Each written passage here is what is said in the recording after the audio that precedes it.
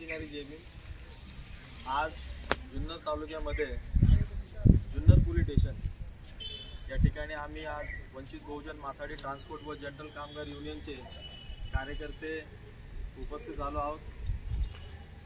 2 दिवसापूर्वी कृषी उत्पन्न बाजार समितीच्या समोर लगत पानबिडी शॉप याचं 25 वर्षापासून त्या ठिकाणी स्थापना होते व एक दलित समाजाचं असल्या कारण ते हटवण्यात आलं। हटवण्याचं कारण तरी काय हे तरी आम्हाला खुलासा द्यावा। कृषी उत्पन्न बाजार समितीच्या हद्दीमध्ये नसताना देखील पीडब्ल्यूडीच्या हद्दीमध्ये असताना कोणत्या अधिकाराने ही पानटपरी हटवण्यात आली व लगत 15 पानटपऱ्या सोबत असताना देखील एकही पानटपरी न हलवता 30 पानटपरी का हलवण्यात आली, हा मोठा प्रश्न समाजाला पडलेला आहे। आणि 2014 पासून न्यायप्रविष्ट बाब असताना खेड या कोर्टामध्ये केस चालू आहे, याचिका दाखल केली आहे आणि या याचिका दाखल करत असताना काही भारतीय संविधानाला न मानणारे लोक, कायद्याला न मानणाऱ्या लोकांनी आज ही जातीवाद प्रमाणे पानटपरी हटवली आहे। आम्हाला सरकारला व इथल्या प्रस्थापितांना एक प्रश्नचिन्ह आहे की आपण याचं उत्तर द्यावं का ती पानटपरी का हटवली।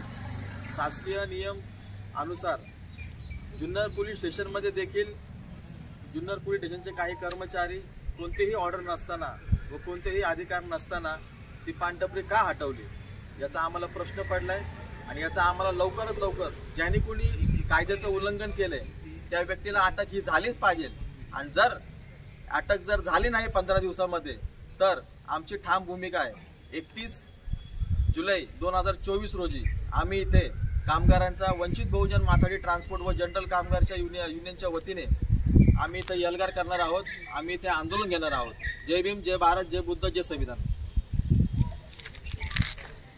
31 तारीख पानटपरी आहे आपल्या सोनूने आपल्या समाजाची, ती कृषी उत्पन्न बाजार समितीच्या काही कार्यकर्त्यांनी काढलेली आहे।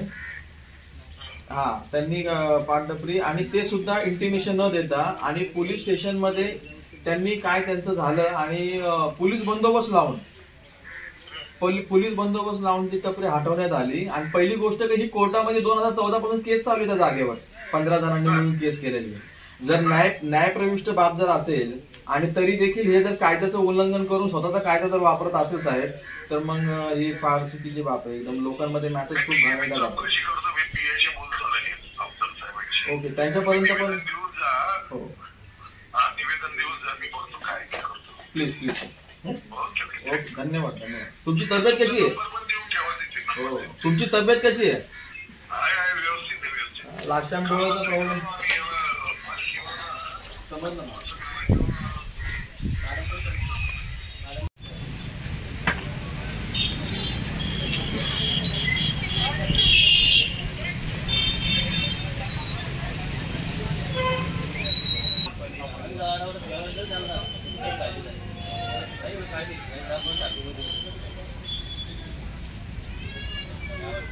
सामान कुठं